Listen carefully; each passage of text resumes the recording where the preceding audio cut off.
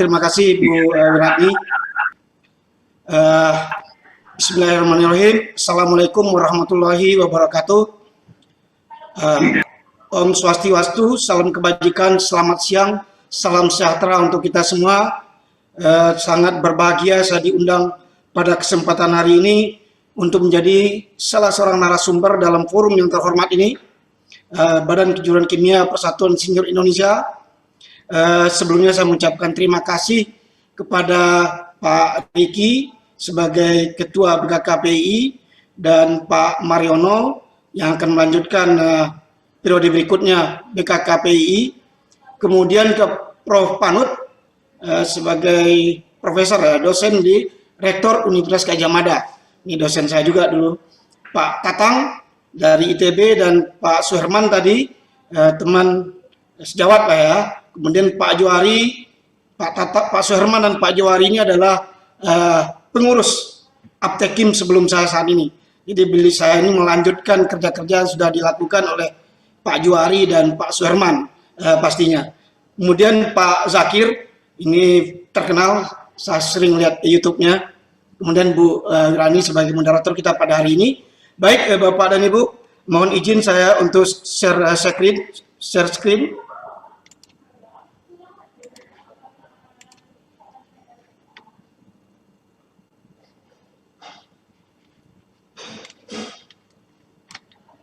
Sudah kelihatan Bapak Ibu ya?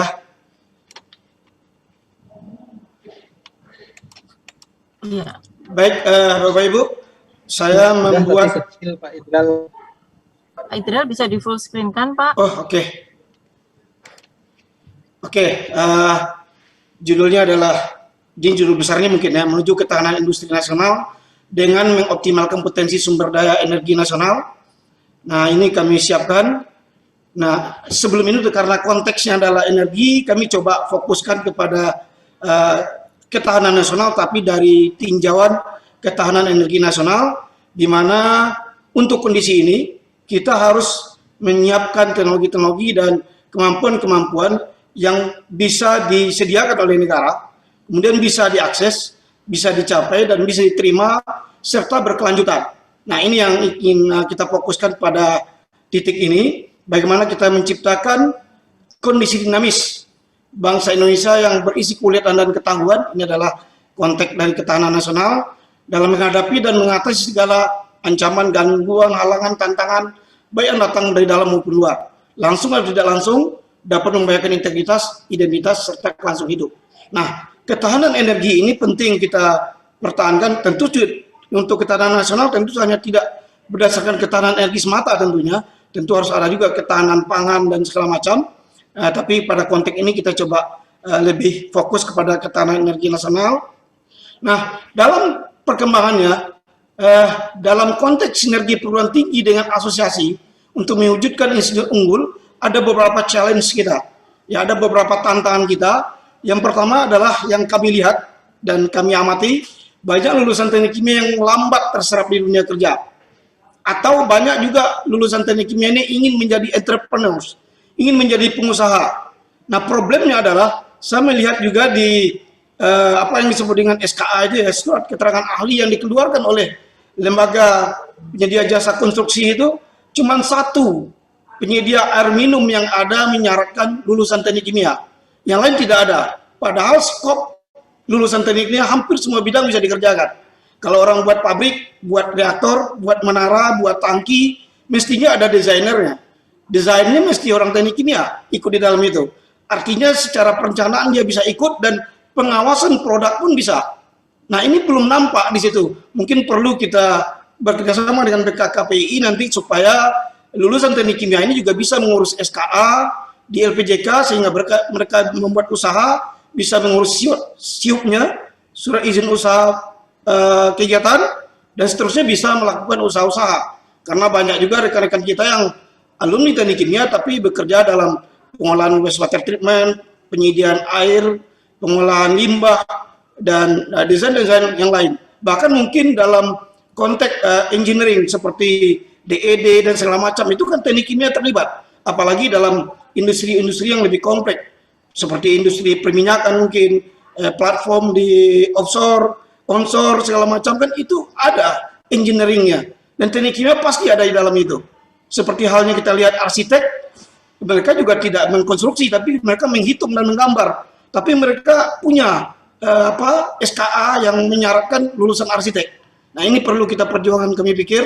Kemudian berikutnya adalah challenge-nya belum terbangun sinergitas yang berkelanjutan antara organisasi profesi dengan perguruan tinggi dan alumni.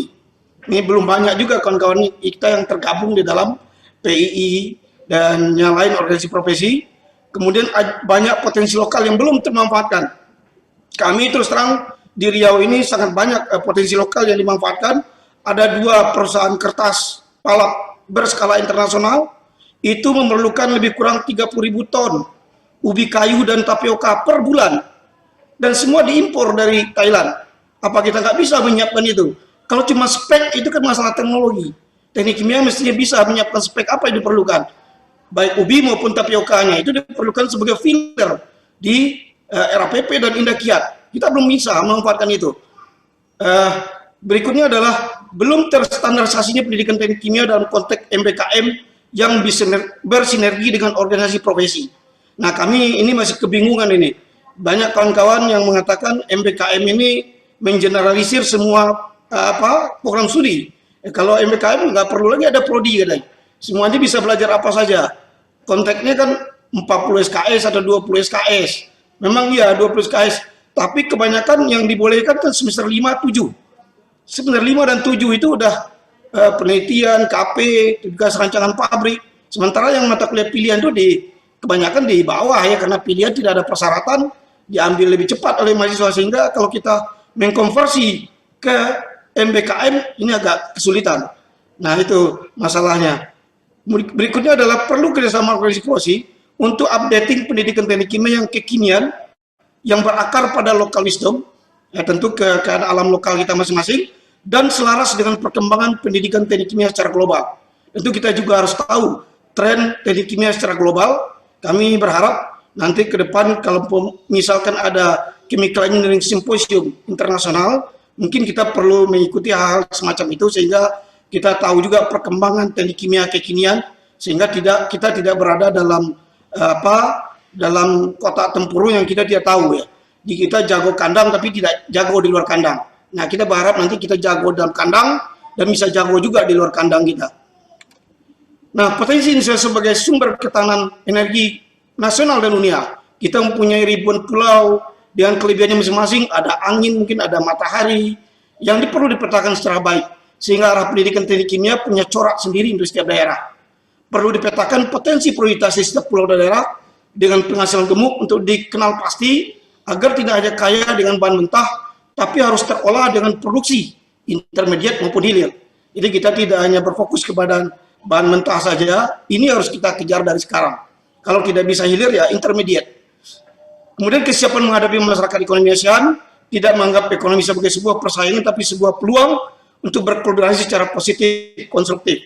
Di bulan kemarin kalau nggak salah kami melihat Kementerian Perhubungan sudah melaunch ya, ada roll on roll off kapal dari Dumai ke Malaka. Artinya kalau itu diresmikan nanti, maka kita dari Indonesia pakai mobil bisa terus ke Cina ya, bisa terus ke mainland Cina dengan menggunakan kapal itu. Artinya orang dari sana pun juga akan melakukan itu. Kalau seandainya sudah dibuka RoRo ya, roll on roll off dari Malaka ke Dumai itu. Berikutnya adalah mendorong kemandirian dengan jumlah penduduk yang banyak, tidak hanya menjadi target pasar produk impor. Jadi dengan potensi yang kita besar ini, kita pinginnya ya setidaknya harus seperti China lah ya. Mereka jumlah penduduknya besar, tapi mereka juga menguasai produk-produk ekspor ke luar negeri. Tidak hanya sebagai penikmat produk-produk impor. Itu. Nah ini adalah penyetaraan antara sektor, ya ada pendidikan informal dan Badan Kualifikasi Nasional Indonesia. Nah ini yang kami nanti perlu berdiskusi lebih banyak mengenai LSP, BNSP, bagaimana untuk menerbitkan SKA tadi dan seterusnya. Ini sudah tercakup di sini dalam Undang-Undang Nomor 11 Tahun 2014 tentang keinsinyuran ya. Kami tidak jelaskan lebih detail di sini. Nah ini adalah SKA yang ada di LPJK itu. Ini di tempat lain ada ini. Di tempat kita banyak item-item yang bisa dijadikan SKA, ya kan? Merancang HE, merancang reaktor, tangki, menara, platform di offshore, di onshore juga, pabrik-pabrik segala macam. Tapi tidak ada sertifikasinya. Yang ada elektrikal, mekanikal. Yang tekniknya tidak ada. Ini harus saya pikir ini perlu kita perjuangkan biar kawan-kawan yang bergerak di dunia usaha bisa menggunakan ini juga. Nah, ujungnya dari yang tadi tentu certified ya. Kita bisa menciptakan tenaga-tenaga yang certified di bidang masing-masing. Nah, berikutnya saya coba tinjau sedikit mengenai karena konteks kita energi pada sore hari ini, kami melihat dari BPPT Energi Outlook 2016 itu, minyak bumi kita akan diperkirakan habis dalam waktu 10-15 tahun ke depan. Kemudian gas alam juga habis dalam 20-25 tahun ke depan. Ini kalau 2016, berarti kalau 10 tahun 2026. Ya kan? Kemudian gas alam 2046, batu bara ya 2033. Artinya setelah itu kita mau apa? Kalau ini habis semua. Maka ini adalah tantangan buat kita bagaimana mencari energi atau material substitusi untuk barang-barang ini. Nah, kami melihat ini adalah perkembangan persentase dari masing-masing sumber energi di Outlook 2019 tadi. Ada renew dan renewable energy, ada minyak, ada gas, dan ada batu bara. Batu bara yang paling banyak, 37,3% demand-nya, supply demand-nya sebesar itu. Nah, ini kami coba lihat, tentu kami saat ini masih berfokus kepada banyak hal yang perlu kita kembangkan. Saat ini kami coba fokus di Riau dulu, potensi Riau. Riau itu punya lahan sawit yang luas, ya kan? Di Indonesia tahun 2020 itu ada 56 juta tandan buah segar yang diproduksi. Nah, nanti dari tandan buah segar itu akan diolah menjadi ada CPO ya, CPO sekitar 20%, dan 35%-nya itu bisa berupa ini, empty fruit bunch atau tankos namanya kita sebut, tandan kosong kelapa sawit. Ini mempunyai nilai kalori yang belum terolah. Jepang dan negara-negara lain sekarang mereka tidak suka lagi menggunakan atau tidak lagi menghendaki adanya batu bara. Mereka maunya dari bahan yang sustainable. Nah, ini bisa dikembangkan menjadi EFB pellets. Ini kalau ini yang di Tore, ini kalorinya lebih tinggi. Dari kondisi-kondisi ini mestinya bisa kita buat dengan potensi ini. Kan luar biasa kita bisa mengganti batu bara. Kalori ini bisa kita up sampai 5.000 karena kalorinya kan tergantung kadar air dan pengotornya. Kalau pengotornya bisa kita hilangkan, kadar airnya bisa kita turunkan, maka kalorinya pasti di atas 5.000. Nah, kita sudah melakukan penelitian kecil di ini dalam masih skala lab ya. Nah, ini Pak Indra, waktunya 3 menit lagi. Oh ya, baik Bu. Berikutnya ada kami melihat bahwa Pertamina menargetkan 2030 1 juta lifting minyaknya. Nah, problemnya di kita banyak sumur-sumur yang udah tua dan usang. Problemnya juga ada steam injection namanya. Itu perlu steam. Steamnya masih menggunakan konvensional half and puff ini boiler, harus ada air, harus ada listrik, ribet dan perlu mobilisasi dan demobilisasi yang lama. Sekarang ada teknologi smart steam generator ini yang hanya dengan ukuran kecil bisa menghasilkan temperatur dan tekanan yang tinggi dan bisa dipakai di tempat kita sehingga diharapkan bisa menaikkan lifting minyak. Nah, ini problemnya adalah tadi ini yang konvensional. Nah, ini high risk karena banyak orang kayak sirkus ya kalau yang boiler yang lama. Tapi yang sekarang 30% cost reduction. Kalau satu sumur itu memakai ini biaya $75.000 per bulan, dengan menggunakan smart steam generator ini kita bisa cuma $30.000 dan jauh lebih rendah, artinya kita dapat uang lebih banyak untuk negara kita ya keuntungannya. Nah, ini adalah keuntungannya, proses-prosesnya. Ini adalah selama 21 hari bisa menaikkan sampai 4 barel dari 1 barel ya turunnya. Kemudian diulang lagi setiap bulan, setiap 21 hari. Nah, berikutnya adalah ada problem di Riau yaitu namanya tanah terkontaminasi minyak. Ini menjadi masalah utama dan Chevron saya pikir sudah menitipkan sekitar 265 juta US dollar atau lebih kurang 4 triliun untuk memperbaiki ekologi yang rusak karena minyak yang tertumpah. Biasanya tanah itu dibawa ke Cilensi, PPLI atau dibakar di Indosemen atau semen Padang, padahal di dalamnya ada minyak juga sekitar 3%. Nah, teknologi ini bisa dipakai dengan proses in situ, hasilnya seperti ini kering seperti ini, minyaknya bisa diambil dan dikembalikan ke PHR, misalnya tanahnya bisa dipakai untuk pertanian. Artinya tidak perlu diangkut, yang selama ini cost-nya paling besar di shipping tracking dan pengangkutan itu. Nah, kalau ini bisa kita pakai, maka tentu tempat-tempat minyak kita akan lebih baik. Ini adalah prosesnya, saya pikir. Nah, untuk melakukan ini semua, kami mungkin sekitar 10 Desember tahun ini akan meresmikan ada bantuan dari Pertamina berupa Petrochemical Research Center. Ini karena harapannya di hilir, cuman kita akan main di hulu hilir juga karena di hulu ada UIR perminyakan. Ini ada 1.500 meter persegi luasnya, ada 2 lantai. Desember ini kita akan kerja dan bisa dilakukan riset bersama untuk kita nanti Indonesia bisa pakai ya. Nah, untuk mengerjakan hal-hal tadi, tentu kami berharap tidak hanya sebatas riset di labor, tapi sebuah riset yang bisa dikomersialkan untuk peningkatan ekonomi kita. Skema yang kami usulkan seperti ini. Ini misalkan ini adalah terfaksi tadi, ini supply bahan baku di sini ada bekerjasama dengan BUMN atau BUMD, kemudian ada supply-nya di sini mungkin PII bisa mencari investor atau menjual melalui joint venture dengan perusahaan lain, nanti aptekinnya mungkin bisa bergerak di sini untuk meneliti atau melakukan modifikasi teknologi untuk mendapatkan hasil yang lebih baik. Produk kita bisa kemana-mana. Ini adalah skema yang kami usulkan sehingga PI juga punya dana dari proses ini, aptekin juga bisa meng-create income dari sini dengan potensi yang ada. Nah, program prioritas ketahanan ke depan kami harapkan adalah yang pertama kami mendorong tentunya setiap anggota aptekin untuk menganggarkan budget riset untuk ketahanan energi dan pengembangan riset minimal 35 juta di setiap penyusunan KKI masing-masing. Jadi kami minta ahli masing-masing kadep atau kajur untuk menganggarkan 35 juta. Kenapa 35 juta? Pendekatan terdekatnya adalah ke Malaysia. Malaysia itu biasanya 10.000 ringgit. 10.000 ringgit kali 3.500 rupiah ya 35 juta. Jadi kalau kita kerjasama dengan mereka bisa menghasilkan riset, ujungnya nanti ada papers dan ada produk. Nah, skemanya mungkin project matching fund begitu. Jadi kita dananya bersama. Nah, nanti dari dana yang dimasukkan ini, nanti kita konekkan masing-masing universitas yang relevannya.